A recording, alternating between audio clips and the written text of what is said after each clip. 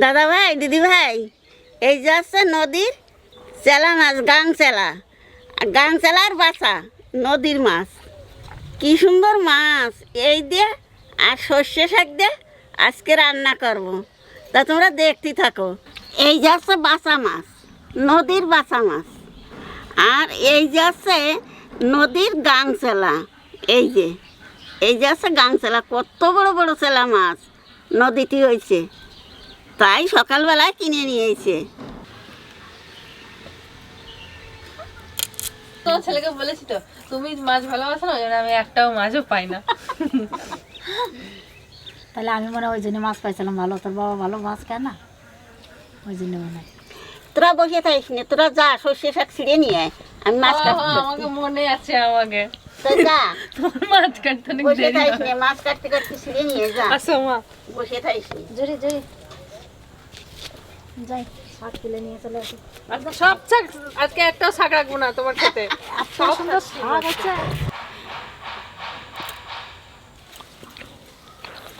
এই কর, এই ছোট ছোটতে তুলবি।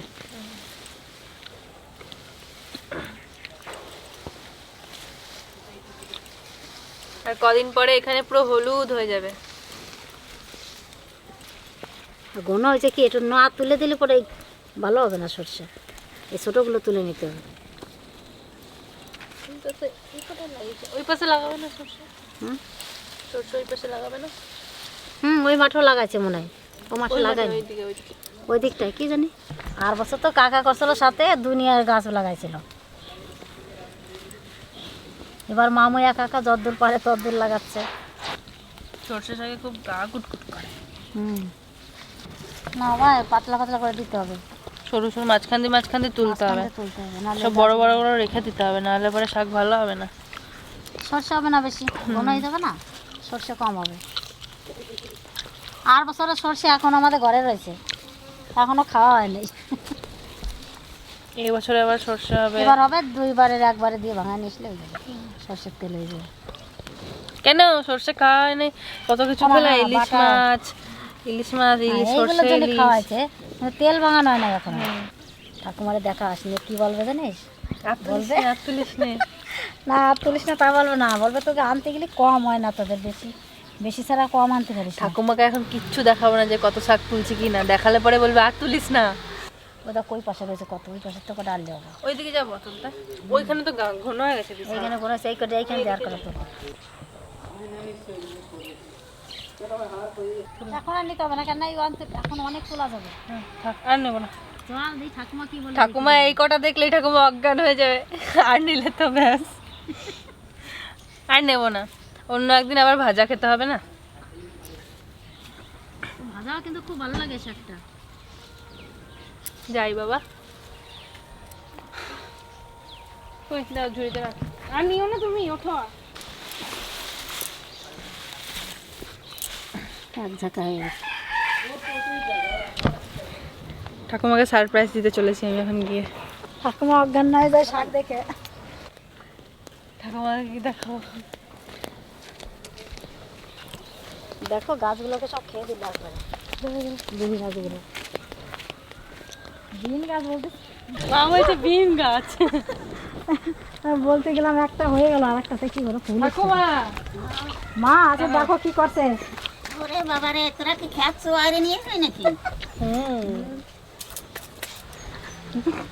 দেখলেন ঠাকুমা কি বললো?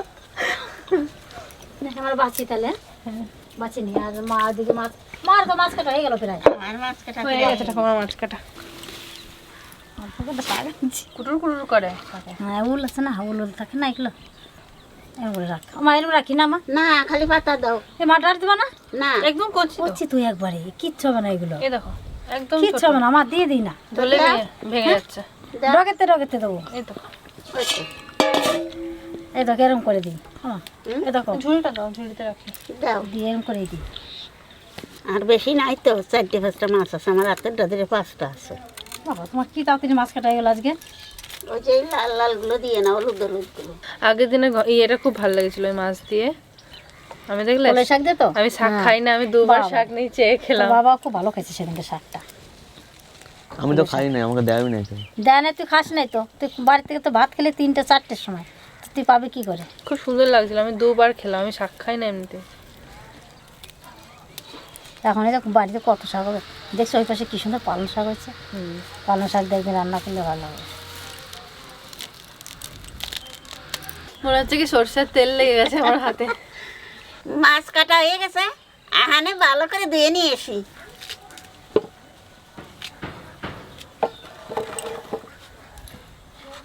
মার কটা শাক আনবো নাকি? না আর আনি না, এই কটাই বাতো। চলো ঠাকুমার মাছ তো যাক, সেই ফাঁকে ফাঁকে আমরা কটা নিয়ে আসি। না না আর আনি না, ওই কটাই বাতো। প্রাণটা তোমার ফাইটতে যাবে বলে ভালো হোক, আরো বড় হোক, তারপর তুলবি। বড় হলে তখন কেন সরষে হয়ে যাবে, তো তখন তুলে কি করবো? আর তখনই লাগবে বলে বলবি বাবা তোকে সব তুলে নিয়ে এসেছিস। তাও তো সে কলই শাক এনেকে তুলতে তুলতে মাছ চলে আসলো, তাই গরুকে যা দিলে যা খাবে না। বাপরে, গরু লাগবে না, তুমি মুরগিকে দিয়েছো দেখে না। না না, মুরগিকে দিতে হবে না, গরুকে দিয়ে আসবে। মুরগিটা সারাদিন খেতেই থাকে।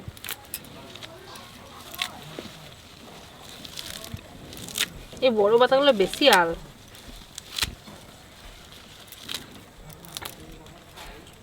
ওমা এটা রূপর মতো লেগেছে। নিয়ে আসো মাছগুলোকে। রূপো নিয়ে এসি দেখ ধুয়ে। বাহ, সত্যি কিন্তু মাছটা দেখতে চকচক লাগতেছে কেমন। আমাদেরও হয়ে গেছে, আমাদের তুমি সব রান্না হয়ে করো। গেছে। মাছ শাক সবই কাটাকাটি ধোয়া ধুয়ে হয়ে গেছে, এখানে রান্না শুরু করে দেবো।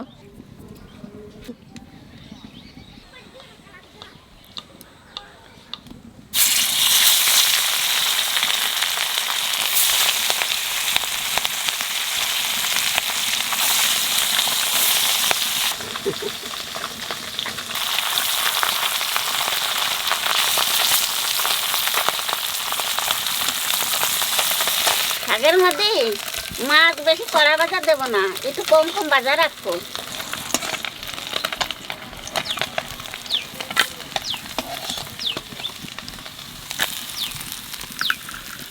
তেলের মধ্যে দিয়ে দেবো কটা জিরে আর কাঁচা লঙ্কা।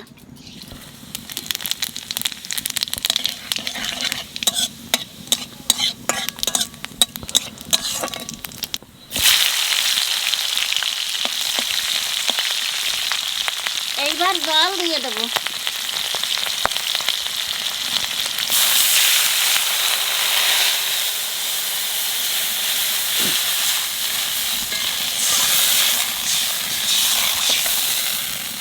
তো ডাবটা এখনো খাওয়াই নাই, জল নেই।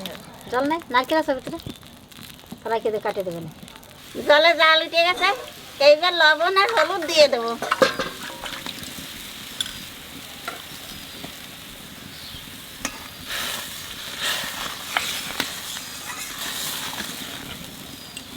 এইবার সর্ষে শাক দিয়ে দেবো।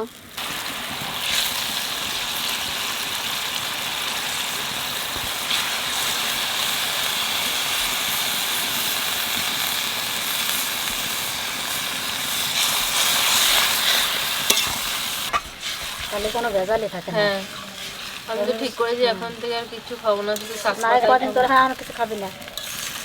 না না, বাড়ি মশলা এসে একবারে আমি খাবে শাক না। পাতাই খাবো শুধু। শাক ভালো করে গুটিয়ে দিয়ে শেষে মাছ দেবো, মাছ দিয়েই নামাই দেবো। কুয়াশা, সত্যি কুয়াশা দিচ্ছে আজকে, দেখ কিরকম জাল দিচ্ছে শাকের তরকারি। আর কি বলতেছে, শাকের তরকারিতে একটু জাল বেশি না দিলে শাক ভালো লাগে না বলে, যত জাল হয় তত বলে ভালো হয়। এই মাছ দেওয়া দিই।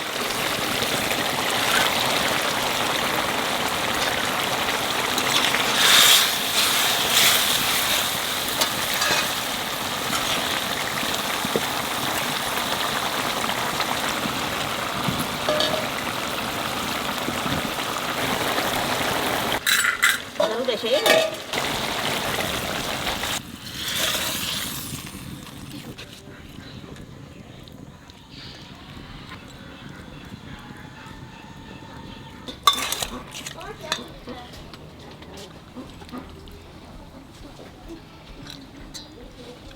হ্যাঁ, ওই মাছগুলো দাও, এই মাছগুলো বেশি ভালো লাগে খেতে। চেলা মাছটা, হ্যাঁ দারুণ লাগে খেতে। চেলা মাছটা মিষ্টি মিষ্টি লাগে। আর নদী পুকুরে হয় না, কারণ এটা নদীর মাছ তো।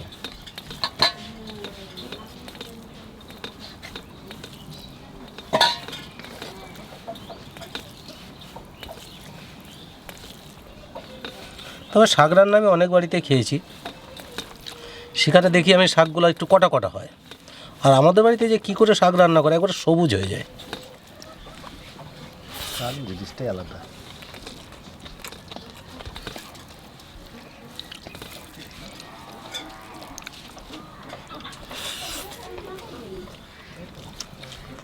হালকা হালকা ঝাঁঝ ঝাঁঝ কিন্তু লাগছে। সর্ষের শাকে একটু ঝাঁঝ লাগবেই। আমার কাছে লাগছে না। না, হালকা ঝাঁঝ আছে।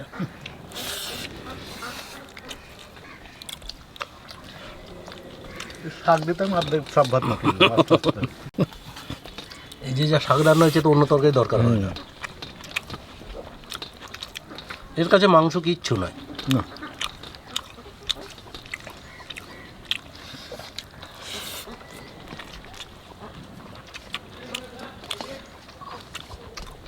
আজকের মাছটা একটা মিষ্টি মিষ্টি লাগছে বল।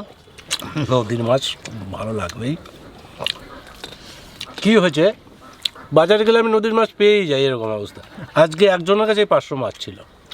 কত মাছটা নিয়ে কাজে লেগে গেল। আর আমাদের 250 মাছে কিছু হবে না দাদা। আমাদের কলার মাছ আছে কিন্তু। আমি এতেই তো খেয়ে নিলাম ভাত। ভালো হলো অল্পতেই খাওয়া হয়ে যায় সব।